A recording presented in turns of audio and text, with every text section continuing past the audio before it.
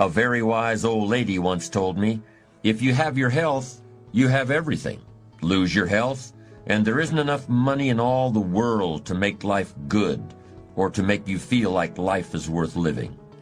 I didn't completely believe her when she attempted to give me the benefit of her long experience. After all, I was just a boy. Like most young people today, I thought that feeling good and having all the parts of my body in good working order was something that came with the territory. Like everything else, it just seemed to happen by itself almost every day of the year. I could take it for granted, and I did. But at the point in life I'm at now, there have been times when I've been sick, and there have been times when I wondered what would happen if I were to lose my health. Would that be a test of character? I certainly think it would. It's a test of character when you get the flu over a weekend and you want to just lie there and complain, but instead you lie there and quietly watch television. Or at least it seems to be a test of character until it's over and you forget about it. But something like that, a minor illness, is really more like a tap on the shoulder than a test of character. You feel the little tap, you look around and nothing is there. Whatever it was is gone already. But sooner or later it will be back, and someday there will be more than a little tap on the shoulder. And someday you'll look around and whatever it is won't be gone yet, not by a long shot. It tests your character a little just to think about that, doesn't it? But I'm not trying to scare anybody, I'm just trying to dramatize a point. You know the kind of life you live when you're a kid. You can eat anything, and you do. Looking back on it now, it all makes sense. You're feeling yourself getting bigger and stronger every day, and that's the only real evidence you've got to go on. So why not just go for it? After all, it hasn't hurt you so far. Of course, the reality isn't quite that simple, but it's not as simple either as thinking that just because you're older, things are now going in the opposite direction, and that while you used to want to do everything, you should now want to do nothing. No, reality is by no means that simple either. There's a saying that I heard in church about the same time that wise old lady told me that when you have your health, you have everything. And it took me just about as long to understand that saying as it did to figure out what good health really means to people. That saying was, you have to lose your life in order to find it. You have to lose one way of living in order to find a different one that's better suited to who you are at this particular time. But you can do that, though it takes character. You have to lose your life in order to find it, but you can lose your life and you can find a new one. I've been very fortunate. I feel good. But it's not like when you were a kid anymore. It's not like when you're sure you'll win any fast and loose betting game you decide to play with your body. I've had some insights by this time. I've never really been sick, but it's dawned on me by now that good health is more than just the absence of illness. It's more than just not being sick. Good health is the direct result of right thinking and right living. In other words, of strong character.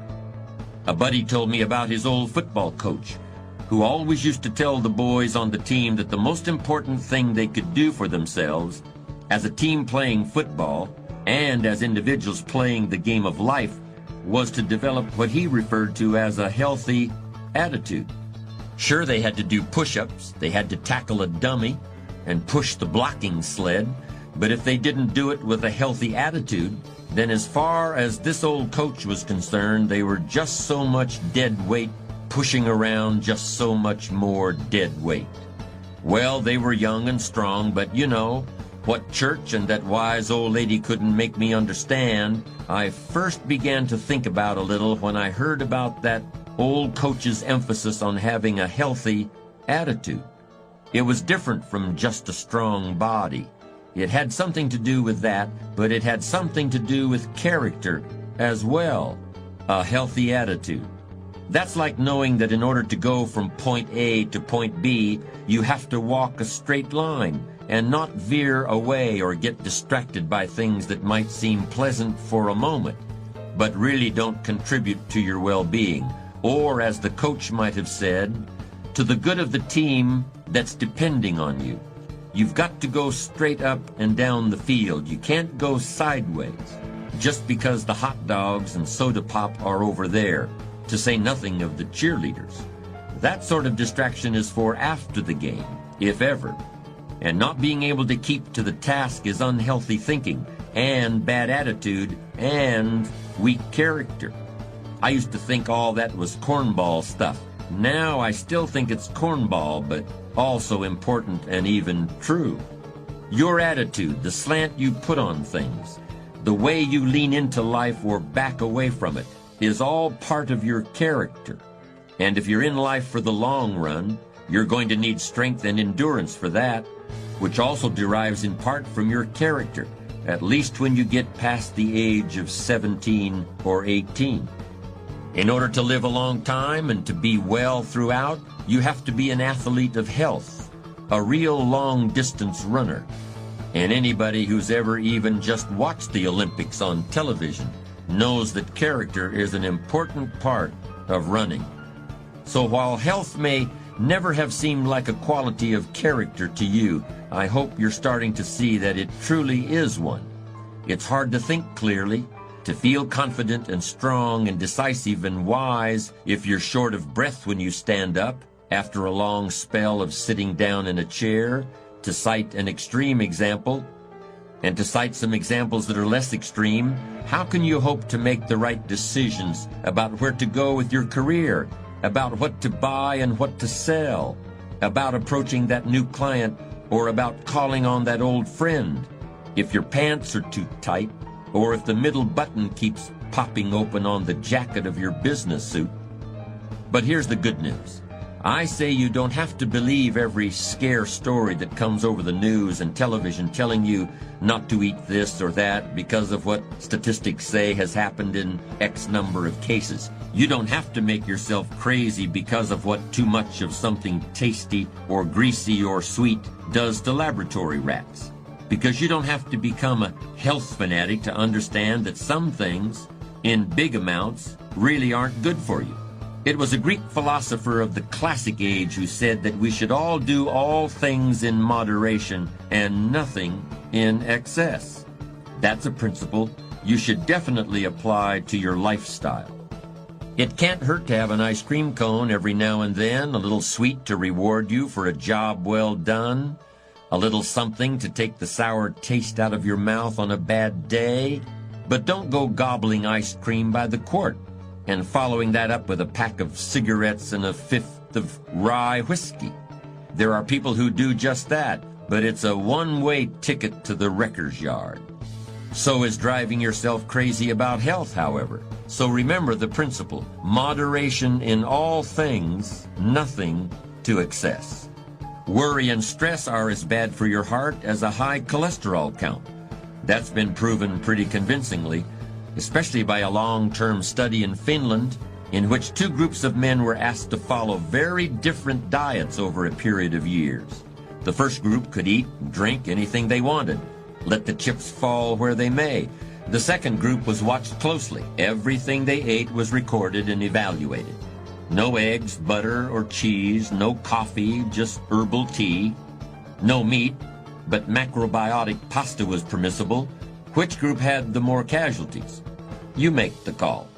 What's worse is to have a high cholesterol count and always be worrying about it, and punishing yourself for it with a sheet of strict Puritan rules.